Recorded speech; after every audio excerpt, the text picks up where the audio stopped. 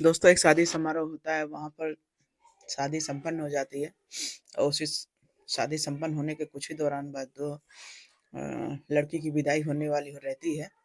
उसी समय दोस्तों वहाँ पर कुछ ऐसा मतलब कांड हो जाता है, जिसे कहते हैं कि किसी की सच्चाई पता चल जाती है।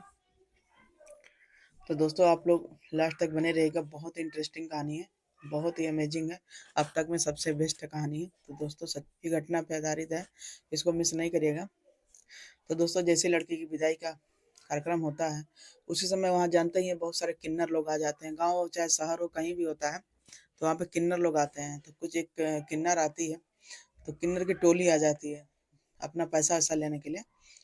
तो इस प्रकार वहाँ किन्नर की जब टोली आती है, तो कहता है बधाई बधाई, जैसे जानते हैं किन्नर कैसा बोलते हैं। तो बधाई लेने के लिए दूल्हे के पापा के पास जाते हैं, तो कहते हैं कि अरे तुम्हारे बेटे की शादी है। लेकिन दोस्तों किन्नर में एक सबसे ज्यादा अच्छा ही रहता है, वो तुरंत जो है कभी किसी को अपशब्द नहीं बोलते हैं, और कहने का मतलब किसी के प्रति वो बुरा नहीं बोलते हैं, सबके लिए अच्छा ही बोलते हैं। तो दोस्तों जैसे ही जो लड़का की शादी हो रही थी, उस लड़के के पास जाता है, जो किन्नर होते हैं वो जाते हैं, और जैसे ही जाते हैं वो लड़के को पहचान जाते हैं। तो दोस्तों लड़का समझ नहीं पा रहा था कि आखिर ये किन्नर जो है हमें ऐसे क्यों घूरे जा रहा है। लेकिन दोस्तों जो किन्नर के जो मालिक रहते हैं, जो साथ में जाते हैं बधाई लेने के लिए, वो एक ही नज़र में पहचान जाते हैं कि जो दूल्हा बन के आया है ये दूल्हा नहीं है, ये किन्नर है। लेकिन दोस्तों वो डायरेक्ट कैसे किसी से ये बात बोल देता है, लेकिन किन्नर की जो पहचान होती है, वो अपने प्रजाति के लोग की पहचान वो कर ही लेते हैं। तो इसी प्रकार दोस्तों वहाँ के जो मालिक थे किन्नर के, जो साथ में जाते हैं, वो एक नज़र में पहचान जाता है कि लड़का जिससे शादी हो रही, लड़की की ज़िंदगी खराब हो जाएगी, और यहाँ पर दहेज के लालच में शादी हो रही।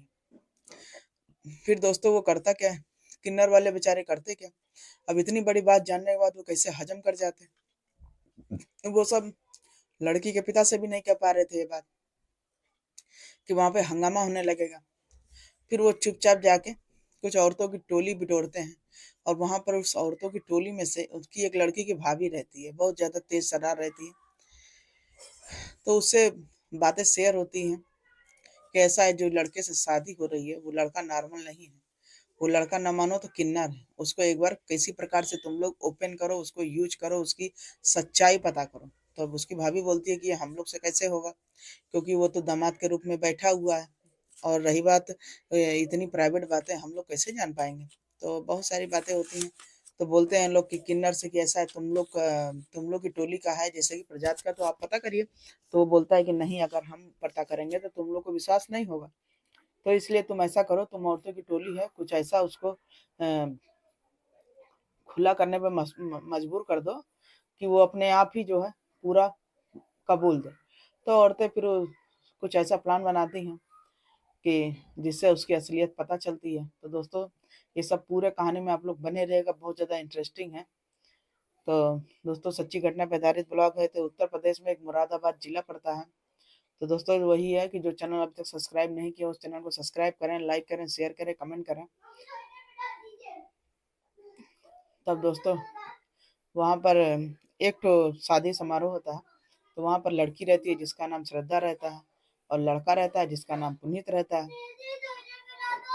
तो उस लड़के की शादी जो है उस लड़के पुनीत से होती है।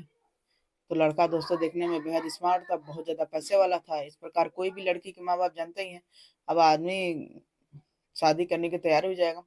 तो इस प्रकार दोस्तों शादी हो रही थी, सब कुछ हो रहा था, तो वहां पर कुछ किन्नर की टोली आती। और जब किन्नर की टोली आती है, तो दोस्तों किन्नर एक ही नज़र में पहचान ले रहा था कि ये जो लड़के से शादी हो रही, ये लड़का लड़का नहीं किन्नर है, हम लोग की प्रजाति का है, और यहाँ पर एक लड़की की पूरी जिंदगी खराब हो जाएगी अगर हम जानकर भी अनजान बन गए, तो एक लड़की की जिंदगी खराब ही हो जाएगी। इस प्रकार दोस्तों वो किन्नर के अंदर जो है आत्मा झिझोरने लगती है कि इसकी सच्चाई का पर्दाफाश किया जाए। फिर दोस्तों वो कुछ औरतों की टोली इकट्ठा करता है, वहां पर जाते हैं किन्नर समाज के लोग, कुछ औरतों से बात करते हैं। तो औरतें कुछ सुनती हैं कि आखिर जरूर ऐसी कोई बात ये बोला है, तो जरूर कुछ ना कुछ होगा ही बात में। फिर उसकी भाभी को बुलाया जाता है, उसकी भाभी से मजाक वजाक करने का पद होता है। तो उसकी भाभी बोलती है कि मैं कैसे इसके साथ टचिंग करूं, मतलब इसको कैसे छुएं, कैसे, मतलब खराब लग रहा है। तो बहुत सारी बातें थी दोस्तों, आखिर इसका पता कैसे लगाया जाए।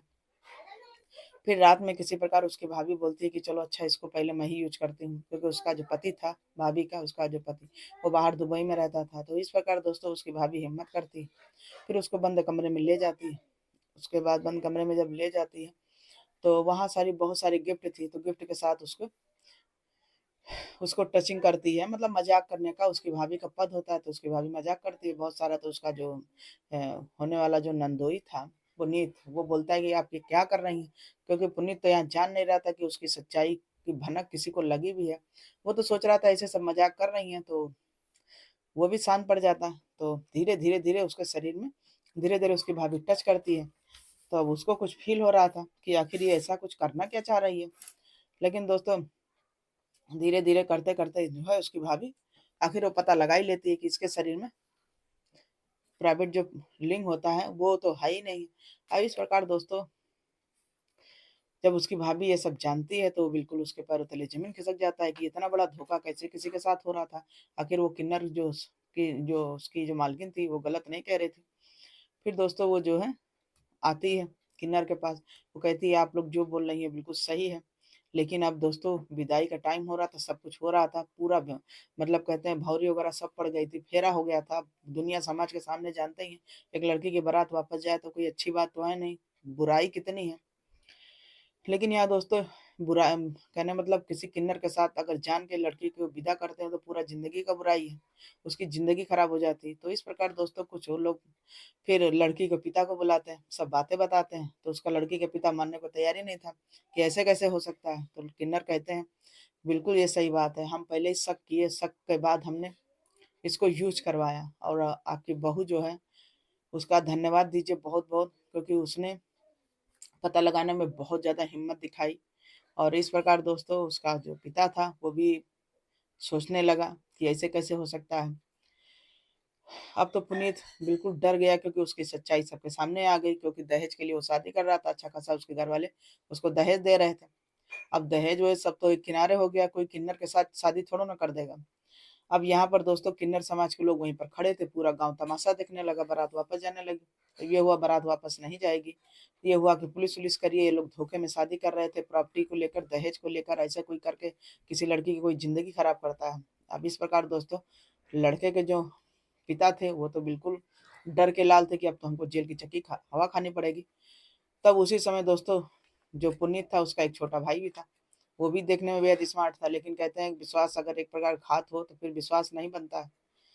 तब दोस्तों फिर पुनीत के पिता बोलते हैं कि ऐसा मेरा पुनीत जो है ये किन्नर मतलब हिजड़ा है एक प्रकार से, लेकिन मेरा दूसरा बेटा वो किन्नर नहीं है। तब वो लड़की के पिता कहते हैं कि अब इसको कैसे कोई मानेगा? फिर तुम झूठ बोल रहे हो। तो कहता है नहीं, बहुत ज़्यादा उसके पिता जो रहते हैं पुनीत के गिड़गिड़ाते हैं, माफ़ी माँगते हैं, कहते हैं मुझसे बहुत बड़ी गलती हो गई। मैं पैसे के लोभ के कारण मैं इसकी ज़िंदगी खराब कर रहा था, आपकी बेटी की ज़िंदगी खराब कर रहा था। लेकिन दोस्तों पूरा गाँव वाले यही बोल रहे थे कि इसको सज़ा मिलनी चाहिए, सज़ा मिलनी चाहिए, क्योंकि ये इतना बड़ा धोखा किया है। लेकिन तब दोस्तों उसी में से जब उसकी भाभी आती है सामने निकल कर, तो बोलती है कि ऐसा है, मैंने अपनी पूरी ज़िंदगी जो है मतलब अपने पति से विश्वासघात करके मैंने इसके साथ संबंध बनाए, सब कुछ किए, इसको चेक करने के लिए महज़ अपनी ननद की ज़िंदगी बचाने के लिए। तो अब इसकी ज़िंदगी जो है सँवारने का काम हमारे ही लोग का है। अगर बारात वापस चली गई तो सोचिए कितनी बुराई होगी। इस प्रकार दोस्तों बहुत सारी फिर उसकी भाभी अंदर जाती है, किन्नर समाज के लोग भी अंदर जाते हैं, सब बैठ के फैसला लेते हैं कि अगर उसके घर वाले जो है अगर ये माफ़ी मतलब माँग रहे हैं जो भी है, तो उसको माफ़ किया जाए, और अगर दूसरा भाई तैयार है तो इस प्रकार दोस्तों उसकी शादी कर दिया जाए। शादी करने के बाद ये होगा कि चलो बात अंदर ही के अंदर रह जाएगी, क्योंकि समय से पहले अगर बात पता चल गई तो बहुत अच्छी बात थी। किन्नर का भी धन्यवाद दीजिए, अपनी बहू का भी धन्यवाद दीजिए, जो इतना बड़ा रहस्य मतलब ये लोग छुपा कर शादी कर रहे हैं, तो उसको खुलासा करने में आपकी बहू का बहुत बड़ा योगदान था। तो इस प्रकार दोस्तों सब फिर उसकी बहू का धन्यवाद देते हैं कि आखिर कैसे कोई पता लगाता, जैसे उसकी भाभी ने इतना बड़ा काम को अंजाम दिया। फिर दोस्तों होता क्या है, फिर उसके पिता भी समझते हैं कि हाँ, अगर बेटी की बारात वापस चली गई तो बहुत ज़्यादा बुराई है। फिर वो दोस्तों देर ना करते हुए पुनीत के पिता जो बोलते हैं कि ऐसा मेरे बेटे को पहले आप लोग चेक करिए, तब ये होता है कि कोई बेशर्मी की भी हद होती है। तब किन्नर बोलते हैं कि हाँ ये लड़का है, ये किन्नर नहीं है, क्योंकि किन्नर की आंखें दोस्तों तुरंत पहचान लेती हैं अपने प्रजात को। फिर दोस्तों फिर लड़की की विदाई अच्छे से होती है, करने आता है कौन, ले जाता है कौन।